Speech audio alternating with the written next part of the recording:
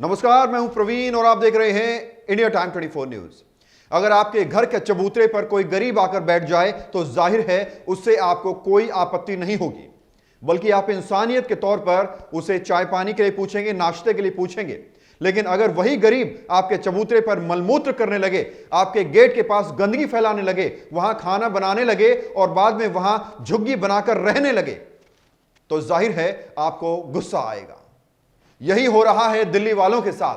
दिल्ली के कई हिस्सों में अगर आप पालम फ्लाईओवर के आसपास रहते हैं या वहां से हर रोज गुजरते हैं तो आपने देखा होगा कि फ्लाईओवर के नीचे और उसके आसपास बड़ी संख्या में लोग अवैध तरीके से बस चुके हैं। आपने यहां रह रहे लोगों को चूल्हे पर खाना बनाते हुए देखा होगा, बिस्तर लगाते हुए देखा होगा, बच्चों को भीख मांगते हुए देखा होगा।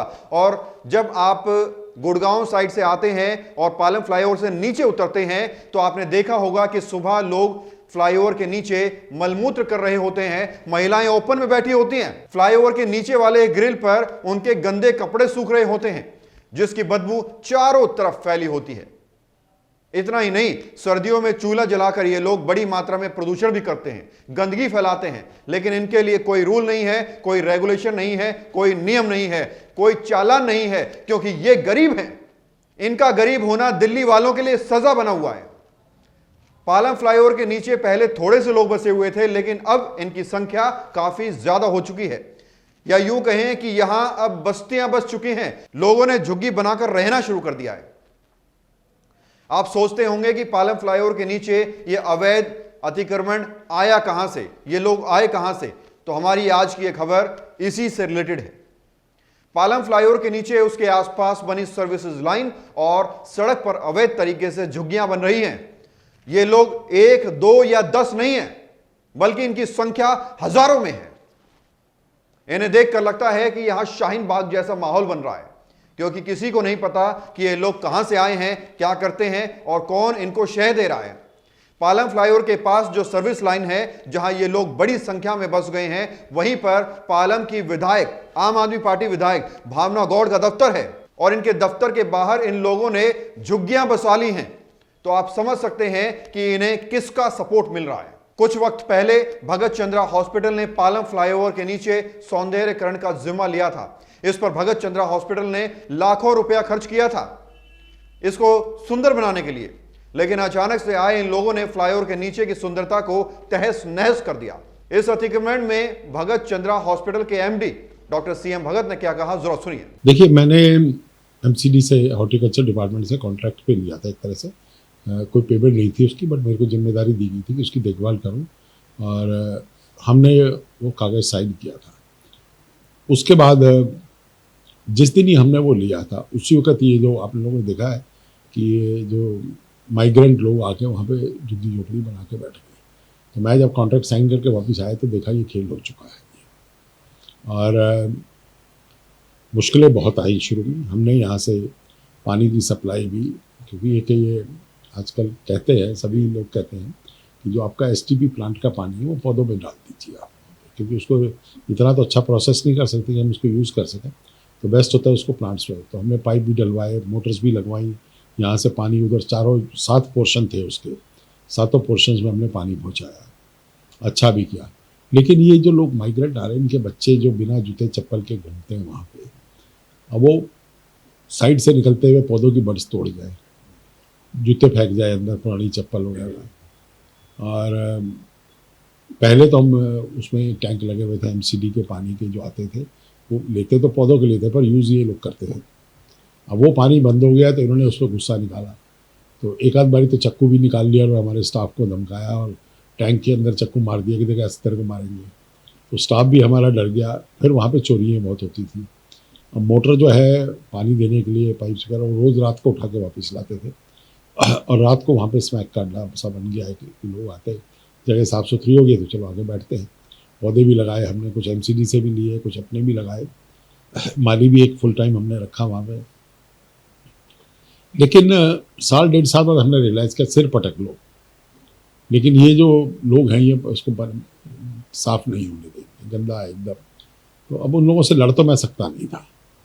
अब वो क्यों आए हैं वहाँ पे, आप एज ए पत्रकार आप लोग बेहतर समझ सकते हो कि वो क्यों आए हैं यहाँ पे। रोजगार के चक्कर में आए हैं, तो मैंने हाथ खड़े कर दिए। 2 साल बाद मैंने उनको चिट्ठियाँ लिख के 2-3 कि मैं इसको नहीं संभाल सकता। पानी मैं देता रहूँगा, पाइप डली हुई है और अभी भी पानी देता हूँ मैं, लेकिन उनको जो देखभाल करनी है, जब तक ये लोग आसपास हैं, आप समझ सकते हो कि सफाई नहीं हो सकती, बदबू तो आएगी आएगी। ये लोग खाना भी वही पे बना रहे हैं, टॉयलेट भी वहीं से करते हैं। और तो अब ये देश की समस्या है या मेरी समस्या है मुझे नहीं पता। पार्क का तो मैं शौकीन हूँ, प्रकृति से प्यार है मुझे शुरू से। पौधों की बहुत जानकारी भी रखता हूँ और देखभाल भी कर सकता हूँ और इन्वेस्ट भी करता हूँ उसमें। हम साफ कर देना चाहते हैं कि हमें गरीब से या गरीबी से कोई आपत्ति, कोई नफरत, कोई बैर नहीं है। अपनी मर्जी से जीवन व्यतीत करना सबका अधिकार है, लेकिन अगर मेरे शहर को कोई गंदा करेगा तो इसकी सुंदरता खराब करेगा, तो मेरे जैसे लाखों लोग, लाखों पत्रकार इसके खिलाफ आवाज उठाएंगे। यह नजारा सिर्फ पालम में नहीं बल्कि दिल्ली के तमाम हिस्सों में है। ऐसी तस्वीरें देखने को मिलती हैं।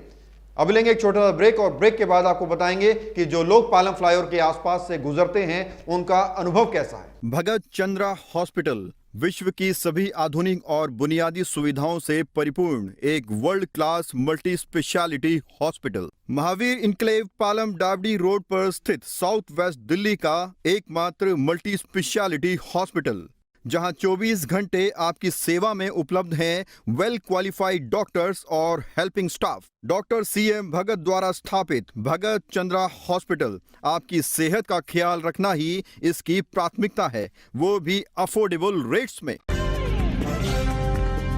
ब्रेक के बाद आपका स्वागत है। अब जरा सुनिए कि पालम फ्लाईओवर के आसपास से गुजरने वाले लोगों का क्या कहना है।